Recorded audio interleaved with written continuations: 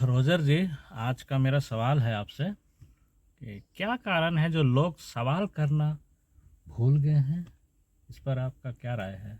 आपका सवाल बिल्कुल सही है कि वर्तमान में लोग सवाल करना भूलते जा रहे हैं।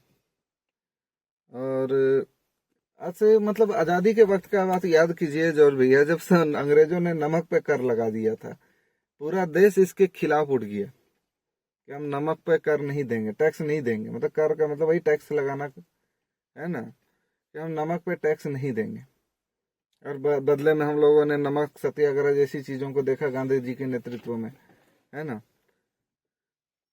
चलिए उसके बाद कुछ साल पीछे आ जाते हैं तो दो आज से 10-15 साल पहले, तो उस वक्त का याद कीजिएगा कि पेट्रोल आपका 40-45 रुपया था, 50 रुपया था। डीजल भी लगभग यही लमसम में चल रहा था, है ना। और हम लोगों ने उसको महंगा मान करके उसके खिलाफ भी हम लोगों ने आवाज उठाई, जो लोकतंत्र में हमारा अधिकार था। सब कोई, हमारा 90% जनता इस चीज के खिलाफ में आंदोलन किया है। इस चीज के खिलाफ में आंदोलन किया कि भाई पेट्रोल महंगा है, डीजल महंगा है। 450 रुपया था, 335 या 40 रुपया गैस सिलेंडर हुआ था, तो स्मृति ईरानी जी सिलेंडर लेकर के रोड पर थी। मतलब ये अच्छी बात थी कि लोकतंत्र में आप आवाज उठा सकते थे, सरकार से सवाल पूछ सकते थे। लेकिन अब क्या बदलाव आ गया? अब अगर आप देखेंगे तो बदलाव बहुत आ चुका है कि लोग सवाल करना भूल गए हैं। आज 1,000 रुपया गैस सिलेंडर ले रहे हैं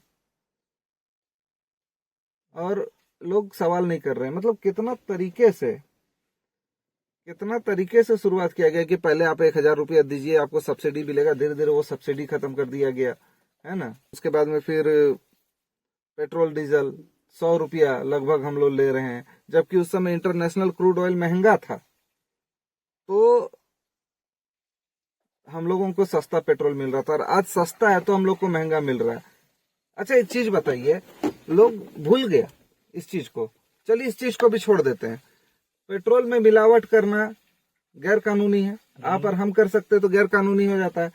लेकिन सरकार कर रही है तो कोई गैर कानूनी नहीं, क्यों नहीं है?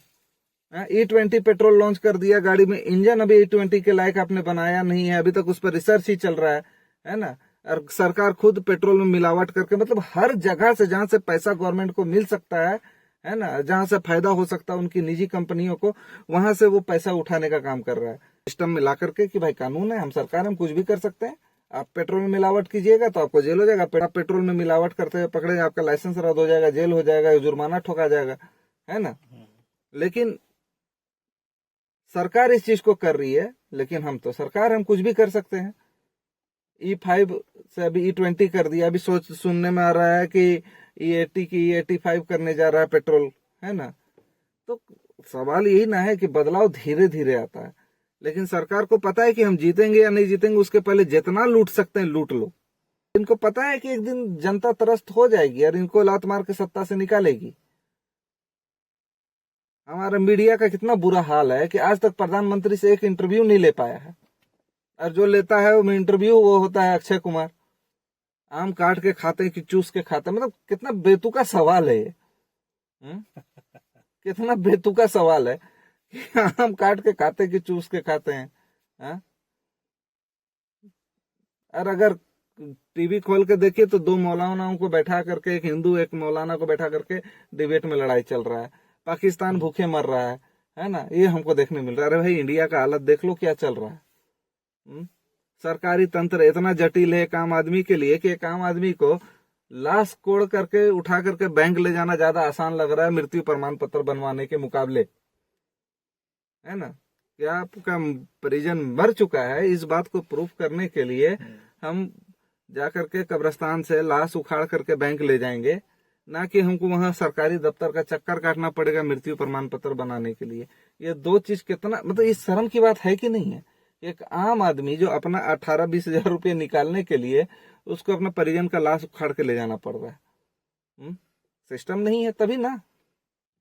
लोगों को समझना चाहिए कि लोकतंत्र में बोलने की आजादी जिस दिन आपकी खत्म हुई, उस दिन आप गुलाम हो गए।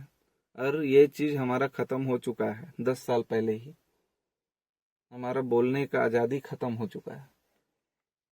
सवाल उठाने का काम मीडिया का होता था, मीडिया बिक गई, है ना। इसीलिए वर्ल्ड में 150 पर है। अभी हमारी वर्ल्ड की मीडिया में हमारा मतलब रैंकिंग अगर मीडिया की उठा के देख लेते तो 150-55 के करीब में, अभी एग्जैक्ट तो मुझे याद नहीं है ना, ऐसा कुछ हो रखा है। हमसे अच्छा तो स्थिति नेपाल बांग्लादेश जैसे मीडिया का है। लोग धीरे धीरे आदी हो रहा है गुलामी का।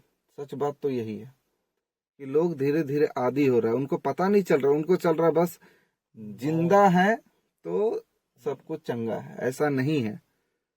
आपका ग्रोथ दिखता है, आपके पास सेविंग्स कितना पड़ा है। आप हर महीना काम करते हैं और ये सोचते हैं कि 2 बच्चा पढ़ रहा है, दोनों बच्चा का स्कूल फीस हम भर दे रहे हैं, है ना।